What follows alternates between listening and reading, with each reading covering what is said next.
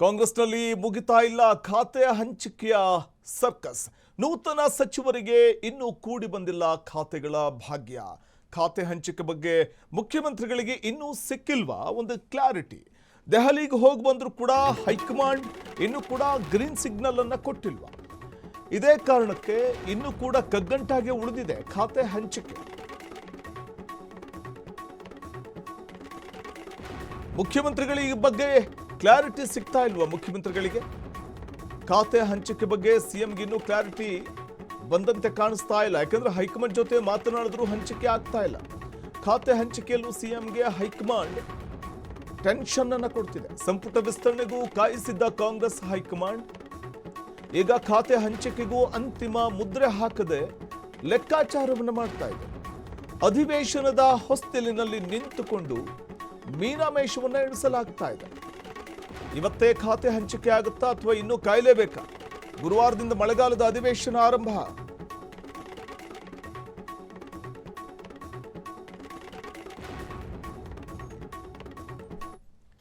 ನೂತನ ಸಚಿವರಿಗೆ ಇನ್ನೂ ಕೂಡ ಖಾತೆ ಹಂಚಿಕೆಯ ಭಾಗ್ಯ ಕೂಡಿ ಬಂದಿಲ್ಲ. ಖಾತೆ ಹಂಚಿಕೆ ಅನ್ನುವಂಥದ್ದು ಒಂದು ರೀತಿಯಲ್ಲಿ ಬಿಸಿ ತುಪ್ಪವನ್ನು ಬಾಯಲ್ಲಿ ಇಟ್ಕೊಂಡಂತೆ. ಹಾಗಾಗಿ ಇತ್ತ ಉಗುಳೋ ಹಾಗೂ ಇಲ್ಲ, ನುಂಗೋ ಹಾಗೂ ಇಲ್ಲ ಅನ್ನುವಂಥ ಒಂದು ಪರಿಸ್ಥಿತಿ ಡಿ.ಕೆ. ಶಿವಕುಮಾರ್ ಅವರಿಗೆ ಎದುರಾಗುವುದಂತೂ ಗ್ಯಾರಂಟಿ. ಯಾಕಂದರೆ ಇಷ್ಟು ದಿನಗಳ ಕಾಲ ಅತೃಪ್ತರನ್ನು, ಸಚಿವ ಸ್ಥಾನಾಕಾಂಕ್ಷಿಗಳಾಗಿದ್ದು ಸಚಿವ ಸ್ಥಾನ ಸಿಗದೇ ಇರುವಂಥ ಅತೃಪ್ತರನ್ನು ಸಮಾಧಾನ ಪಡಿಸುವಂಥದ್ದೇ ಬಹುದೊಡ್ಡ ಸವಾಲಾಗಿದೆ ಡಿ.ಕೆ. ಶಿವಕುಮಾರ್ ಅವರಿಗೆ. ಹೀಗಿರುವಾಗ ಈಗ ಖಾತೆ ಹಂಚಿಕೆ ವಿಚಾರ ಕೂಡ ದೊಡ್ಡ ಮಟ್ಟದಲ್ಲಿ ಕಗ್ಗಂಟಾಗಿ ಪರಿಣಮಿಸುವ ಸಾಧ್ಯತೆಗಳೇ ಗೋಚರವಾಗ್ತಾ ಇದೆ.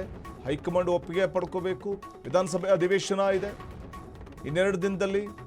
ಇನ್ನು ಮತ್ತೊಂದು ಕಡೆ ಖಾತೆ ಹಂಚಿಕೆಯ ವಿಚಾರವಾಗಿ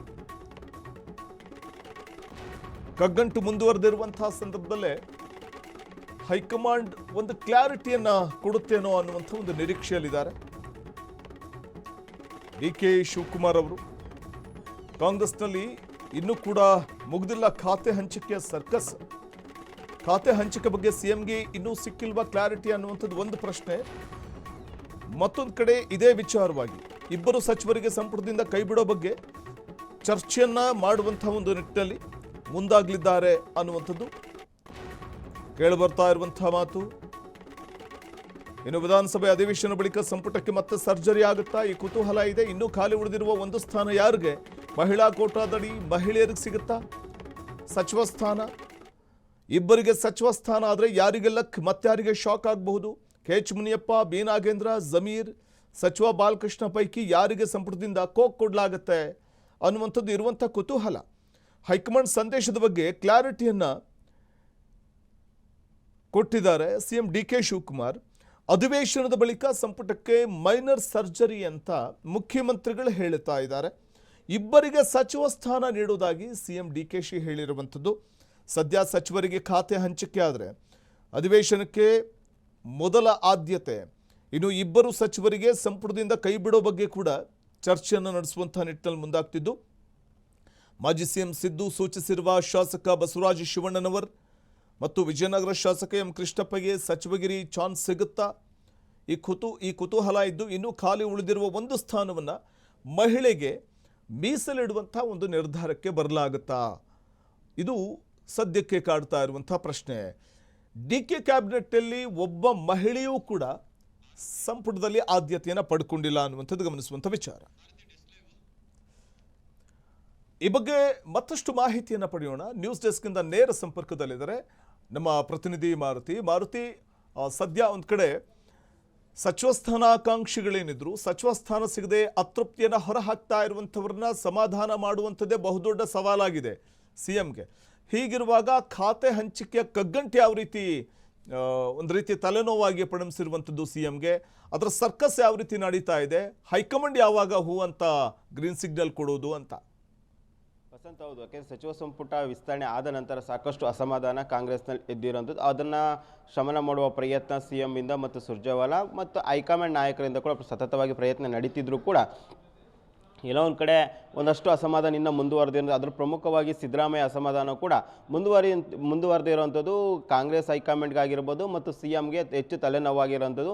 ಈಗಾಗಲೇ ಸಿ ಎಮ್ ಅವ್ರನ್ನ ಒಂದು ಬಾರಿ ಸಿ ಎಮ್ ಅವರು ಈಗಾಗಲೇ ಮಾಜಿ ಸಿ ಎಮ್ ಆಗಿರುವಂಥ ಸಿದ್ದರಾಮಯ್ಯರನ್ನ ಒಂದು ಬಾರಿ ಭೇಟಿಯಾಗಿ ಮಾತುಕತೆಯನ್ನು ನಡೆಸಿದ್ರು ಕೂಡ ಇನ್ನಷ್ಟು ಅಸಮಾಧಾನ ಇರುವಂಥದ್ದು ಸಾಕಷ್ಟು ಕುತೂಹಲ ಮೂಡಿಸಿರೋದು. ಪ್ರಮುಖವಾಗಿ ಮಾಜಿ ಸಿ ಎಮ್ ಆಗಿರುವಂಥ ಸಿದ್ದರಾಮಯ್ಯವರು ಬಸವರಾಜ ಶಿವಣ್ಣ ಅವರಿಗೆ ಸಚಿವ ಸ್ಥಾನ ಬೇಕೇ ಬೇಕು ಅಂತ ಪಟ್ಟನ್ನು ಹಿಡಿದಿರುವಂಥದ್ದು ಹೈಕಮಾಂಡ್ಗೆ ಮತ್ತಷ್ಟು ತಲೆನೋವಾಗಿರುವಂಥದ್ದು.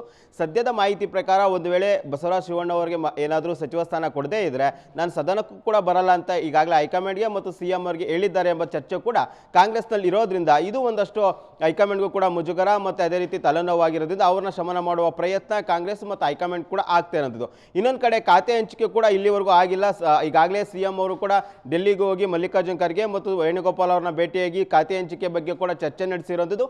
ಒಂದಷ್ಟು ಸಚಿವ ಸ್ಥಾನದಲ್ಲೂ ಕೂಡ ಬದಲಾವಣೆ ಆಗಬೇಕು, ಯಾಕೆಂದರೆ ಸಿದ್ದರಾಮಯ್ಯರ ಬೇಡಿಕೆ ಸಾಕಷ್ಟು ದೊಡ್ಡದಾಗಿದೆ. ಅವ್ರನ್ನ ಬೇಡಿಕೆ ಏನು ಮಾಡಬೇಕು ಎಂಬ ಬಗ್ಗೆ ಕೂಡ ವೇಣುಗೋಪಾಲ್ ಮತ್ತು ಮಲ್ಲಿಕಾರ್ಜುನ್ ಖರ್ಗೆ ಜೊತೆ ಕೂಡ ಒಂದು ಮಾತುಕತೆಯನ್ನು ನಡೆಸಿರುವಂಥದ್ದು. ಇದರಿಂದಾಗಿಯೇ ಮುಂದಿನ ದಿನಗಳಲ್ಲಿ ಏನಾಗುತ್ತೆ ಎಂಬುದು ಕೂಡ ಸಾಕಷ್ಟು ಕುತೂಹಲ ಮೂಡಿಸಿದ್ದು. ಇಲ್ಲಿವರೆಗೂ ಕೂಡ ಯಾರಿಗೆ ಯಾವ ಖಾತೆ ಅಂತ ಕೂಡ ಹೈಕಮಾಂಡ್ ನಾಯಕರು ಕೂಡ ಏನು ಚರ್ಚೆ ಮಾಡಿಲ್ಲ. ಹಿಂದೆ ಖಾತೆ ವಿಸ್ತರಣೆ ಅಂದರೆ ಸಚಿವ ಸಂಪುಟ ವಿಸ್ತರಣೆ ಭೇಟಿ ಹೋದಾಗ ಕೂಡ ಸಾಕಷ್ಟು ಬಾರಿ ಮುಂದೂಡಿಕೆ ಮಾಡಿದ್ರು. 3-4 ಬಾರಿ ಹೈಕಮಾಂಡ್ ನಾಯಕರ ಭೇಟಿಗೆ ಹೋದ್ರು ಕೂಡ ಅವಕಾಶ ಸಿಗಲಿಲ್ಲ. ಕೊನೆಯದಾಗಿ ಅವಕಾಶ ಸಿಕ್ಕಿದ್ರು ಕೂಡ 20 ಖಾತೆಗೆ ಹಂಚಿಕೆ ಇರುವಂತಹ ಏನು ಸಚಿವ ಸಂಪುಟವನ್ನು ವಿಸ್ತರಣೆ ಮಾಡೋದಕ್ಕೆ ಹೈಕಮಾಂಡ್ ಸೂಚನೆ ಕೊಟ್ಟರು. ಎಲ್ಲ ಒಂದು ಕಡೆ ಗಾಯತ್ರಿ ಶಾಂತೇಗೌಡರ ಬೇಡ ಅಂತ ಕೂಡ ಸಿದ್ದರಾಮಯ್ಯ ಬ್ರೇಕ್ ಹಾಕಿದ್ರು. ಆ ನಂತರ ಉಳಿದಿರುವಂಥ ಒಂದು ಖಾತೆಗೆ ಈಗಾಗಲೇ ಮಹಿಳೆಯರಿಗೆ ಯಾರು ಕೊಡಬೇಕು ಎಂಬ ಚರ್ಚೆ ಕೂಡ ಕಾಂಗ್ರೆಸ್ನಲ್ಲಿ ಇರುವಂಥದ್ದು. ಇಲ್ಲಿವರೆಗೂ ಸಚಿವ ಸಂಪುಟ ರಚನೆ ಆಗಿದೆ, ಅದರಲ್ಲಿ ಮಹಿಳೆಯರಿಗೆ ಅವಕಾಶ ಸಿಕ್ಕಿಲ್ಲ. ಹೀಗಾಗಿ ಇರುವಂತಹ ಒಂದು ಸ್ಥಾನದಲ್ಲಿ ಮಹಿಳೆಯರಿಗೆ ಅವಕಾಶ ಕೊಡಬೇಕು, ಬಟ್ ಒಂದಷ್ಟು ಬದಲಾವಣೆ ಮಾಡಿ ಬಸವರಾಜ ಶಿವಣ್ಣ ಅವ್ರಿಗೂ ಕೂಡ ಅವಕಾಶವನ್ನು ಕೊಡಲೇಬೇಕು ಅಂತ ಕೂಡ ಸಿದ್ದರಾಮಯ್ಯರ ಪಟ್ಟ ಹಿಡಿದಿರುವಂಥದ್ದು. ಮತ್ತು ಅವರು ಸದ್ಯಕ್ಕೆ ಪಕ್ಷದಿಂದ ಅಥವಾ ಕೆಲವೊಂದು ವಿಚಾರಗಳಿಂದ ಸಂಪೂರ್ಣವಾಗಿ ಮೌನ ಆಗಿರುವಂಥದ್ದು ಮತ್ತು ಅಂತರ ಕಾಯ್ದುಕೊಂಡಿರುವಂಥದ್ದು. ಸಿ ಎಂ ಅವ್ರಿಗೆ ಟೆನ್ಷನ್ ಆಗಿರೋದ್ರಿಂದ ಖಾತೆ ಹಂಚಿಕೆ ಇಲ್ಲಿವರೆಗೂ ಆಗಿಲ್ಲ. ಇನ್ನೇನು ಸೆಷನ್ ಕೂಡ ಏನು 13ನೇ ತಾರೀಕು ಆರಂಭ ಆಗುತ್ತೆ, ಅಲ್ಲಿ ಕೂಡ ಈಗಿರುವಂತಹ 13 ಸಚಿವರುಗಳು ಮಾತ್ರ, ಬಾಕಿ ಉಳಿದ ಇರುವಂಥ ಸಚಿವರ ಖಾತೆ ಕೂಡ ಹಂಚಿಕೆ ಆಗಿಲ್ಲ. ಇದು ಕೂಡ ಸಿ ಎಂಗೆ ಟೆನ್ಷನ್ ಆಗಿದೆ. ಅದಕ್ಕೆ ಸಂಬಂಧಪಟ್ಟಂತ ಹೈಕಮಾಂಡ್ ನಾಯಕರ ಭೇಟಿಯಾಗಿ ಪಟ್ಟಿ ಕೊಟ್ಟು ಬಂದರೂ ಕೂಡ ಇಲ್ಲಿವರೆಗೂ ರಿಲೀಸ್ ಆಗಿಲ್ಲ. ಒಂದು ವೇಳೆ ಇದೇ ಇವತ್ತು ಅಥವಾ ನಾಳೆ ಒಳಗೆ ಪಟ್ಟಿಯನ್ನು ರಿಲೀಸ್ ಮಾಡುವ ಸಾಧ್ಯತೆ ಇರುವಂಥದ್ದು ವಸಂತ. ಮತ್ತೊಂದು ಕಡೆ ಈಗ ಅಧಿವೇಶನ ಬಳಿಕ ಸಂಪುಟಕ್ಕೆ ಮತ್ತೆ ಸರ್ಜರಿ ಏನಾದರೂ ಮಾಡೋದಾದರೆ, ಸಣ್ಣ ಪುಟ್ಟ ಮೈನರ್ ಸರ್ಜರಿ ಮಾಡೋದಾದರೆ, ಸೊ ಒಂದಷ್ಟು ಮಂದಿ ಸುಮಾರು ಒಂದು 2 ಸಂಪುಟದಿಂದ ಹೊರ ಹೋಗ್ತಾರೆ ಅನ್ನುವಂಥ ಮಾತು ಕೇಳಿ ಬರ್ತಾ ಇದೆ. ಅಂಥವ್ರು ಯಾರು ಅಂತ ಬಿ ನಾಗೇಂದ್ರನೋ, ಪುಟ್ಟರಂಗ ಶೆಟ್ಟಿನೋ, ಅಥವಾ ಬಾಲಕೃಷ್ಣನೋ, ಅಥವಾ ಕೇಳಿ ಬರ್ತಾ ಇರುವಂಥ ಹೆಸರು ಮುನಿಯಪ್ಪನೋ ಅಂತ.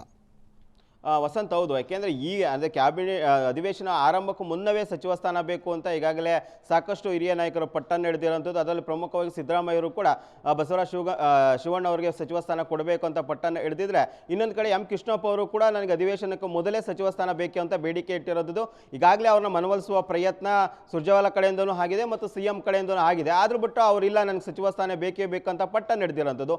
ಈಗ ಸದ್ಯದ ಮಾಹಿತಿ ಪ್ರಕಾರ ಅಧಿವೇಶನ ಮುಗಿದ ನಂತರ ಒಂದಷ್ಟು ಬದಲಾವಣೆ ಕಾಂಗ್ರೆಸ್ನಲ್ಲಿ ಆಗುತ್ತೆ. ಈಗಾಗಲೇ ಯಾರಿಗೆಲ್ಲ ಸಚಿವರು ಅಂತ ಅನೌನ್ಸ್ ಮಾಡಿದ್ದಾರೆ ಅವ್ರನ್ನ ಕೆಳಗಿಳಿಸಿ ಬೇರೆಯವರಿಗೆ ಅವಕಾಶ ಕೊಡ್ತಾರೆ ಎಂಬ ಚರ್ಚೆ ಕೂಡ ಇರುವಂಥದ್ದು. ಈಗಾಗಲೇ ಬಿ ನಾಗೇಂದ್ರ ಅವ್ರಿಗೆ ಸಾಕಷ್ಟು ಆರೋಪ, ವಾಲ್ಮೀಕಿ ನಿಗಮದ ಹಗರಣ ಏನಿದೆ ಈಗಾಗಲೇ ಅದು ಕೂಡ ಸಾಕಷ್ಟು ಚರ್ಚೆಗೆ ಗ್ರಾಸವಾಗಿದೆ. ಇದನ್ನು ವಿಪಕ್ಷಗಳು ಕೂಡ ಸದನದಲ್ಲಿ ಚರ್ಚೆ ಮಾಡೋದಕ್ಕೆ ಮುಂದಾಗಿರೋದ್ರಿಂದ ಈ ಮುಜುಗರದಿಂದ ತಪ್ಪಿಸ್ಕೊಳ್ಳೋದಕ್ಕೆ ಕಾಂಗ್ರೆಸ್ ಕೂಡ ಬಿ ನಾಗೇಂದ್ರ ಅವ್ರನ್ನ ಕೈ ಬಿಟ್ಟು ಅನ್ನಪೂರ್ಣ ಅವರಿಗೆ ಕೊಡ್ತಾರೆ ಎಂಬ ಚರ್ಚೆ ಕೂಡ ಇರುವಂಥದ್ದು. ಅಂದರೆ ಬಳ್ಳಾರಿ ಭಾಗದಲ್ಲಿ ಅನ್ನಪೂರ್ಣ ಅವರಿಗೆ ಕೊಡ್ತಾರೆ ಎಂಬ ಚರ್ಚೆ ಕೂಡ ಇರುವಂಥದ್ದು. ಇನ್ನೊಂದು ಕಡೆ ಸಾಕಷ್ಟು ಅಂದರೆ ಮಹಿಳೆಯರಿಗೆ ಇಲ್ಲಿವರೆಗೆ ಏನು ಕೊಟ್ಟಿಲ್ಲ, ಅವರ ಹೆಸರು ಕೂಡ ಪ್ರಬಲವಾಗಿ ಕೇಳಿ ಬರ್ತಿದೆ. ಪ್ರಮುಖವಾಗಿ ಮುನಿಯಪ್ಪ ಅವ್ರನ್ನ ಕೈ ಬಿಟ್ಟು ಅವರ ಪುತ್ರಿಯವರಿಗೆ ಅವಕಾಶ ಸಿಗುತ್ತೆ ಎಂಬ ಚರ್ಚೆ ಕೂಡ ಕಾಂಗ್ರೆಸ್ನಲ್ಲಿ ಇರೋದು. ಇಲ್ಲಿವರೆಗೂ ಯಾವುದು ಕೂಡ ಅಧಿಕೃತ ಆಗಿಲ್ಲ. ಈಗಾಗಲೇ ಮುನಿಯಪ್ಪ ಅವರು ಕೂಡ ನನ್ನ ಖಾತೆ ಚೇಂಜ್ಗೆ ಬೇಡಿಕೆ ಇಟ್ಟಿದ್ದೇನೆ ಹೊರತು ನಮ್ಮ ಸಚಿವ ಸ್ಥಾನ ಬದಲಾವಣೆ ಆಗಲ್ಲ ಅಂತ ಕೂಡ ಈಗಾಗಲೇ ಮುನಿಯಪ್ಪರು ಸ್ಪಷ್ಟಪಡಿಸಿದ್ರು. ಅವರ ಚರ್ಚೆ ಕೂಡ ಇರುವಂಥದ್ದು. ಇನ್ನೊಂದು ಕಡೆ ಮುಸ್ಲಿಂ ಆದ್ಯತೆಗೆ ಸಂಬಂಧಪಟ್ಟಂತೆ ಮುಸ್ಲಿಮರಲ್ಲೂ ಕೂಡ ಒಬ್ಬರ ಸಚಿವ ಸ್ಥಾನ ಬದಲಾವಣೆ ಆಗುತ್ತೆ. ಅದ್ರ ಬಗ್ಗೆ ತನ್ವೀರ್ ಶೇಟ್ ಅವ್ರಿಗೂ ಕೂಡ ಮೊದಲ ಸ್ಥಾನ ಅಂದರೆ ಸಚಿವ ಸ್ಥಾನ ಕೊಡ್ತಾರೆ ಎಂಬ ಚರ್ಚೆ ಕೂಡ ಇರುವಂಥದ್ದು. ಇನ್ನು ಒಕ್ಕಲಿಗಕ್ಕೆ ಸಂಬಂಧಪಟ್ಟಂತೆ ನೋಡಿದ್ರೆ ಎಂ ಕೃಷ್ಣಪ್ಪರು ಕೊಡಬೇಕು ಅಂದರೆ ಅದೇ ಸಮುದಾಯದಿಂದ ಒಬ್ಬರನ್ನ ಸಚಿವ ಸ್ಥಾನದಿಂದ ಕೆಳಗಿಳಿಸಬೇಕು. ಅದು ಯಾರು ಎಂಬುದರ ಬಾಲಕೃಷ್ಣ, ಪುಟ್ಟರಂಗ ಶೆಟ್ಟಿನ ಎಂಬ ಚರ್ಚೆ ಕೂಡ ಕಾಂಗ್ರೆಸ್ನಲ್ಲಿದೆ. ಹೀಗಾಗಿ ಇವೆಲ್ಲಕ್ಕೂ ಒಂದು ಅಂದರೆ ಪುಲಿ ಸ್ಟಾಪ್ ಇಡಬೇಕು ಅಂದ್ರೆ ಹೈಕಮಾಂಡ್ ನಿರ್ಧಾರ ಕೈಗೊಳ್ಳಬೇಕು. ಈಗಾಗಲೇ ಸಿಎಂ ಅವರು ಹೈಕಮಾಂಡ್ ನಾಯಕರನ್ನ ಭೇಟಿಯಾಗಿ ಚರ್ಚೆ ಮಾಡಿ ಬಂದಿದ್ದಾರೆ. ಹೈಕಮಾಂಡ್ನಿಂದ ಯಾವ ಸೂಚನೆ ಬರುತ್ತೆ ಎಂಬುದು ಕೂಡ ಕಾದು ನೋಡಬೇಕು. ಅದು ಅಧಿವೇಶನ ಮುನ್ನಗೆ ಬದಲಾವಣೆ ಆಗುತ್ತಾ ಅಥವಾ ಅಧಿವೇಶನ ನಂತರ ಬದಲಾವಣೆ ಆಗುತ್ತಾ ಎಂಬುದು ಹೈಕಮಾಂಡ್ ನಿರ್ಧಾರ ಮಾಡುವಂಥದ್ದು. ವಸಂತ, ಧನ್ಯವಾದ ಮಾರುತಿ ತಮ್ಮ ಮಾಹಿತಿಗಾಗಿ.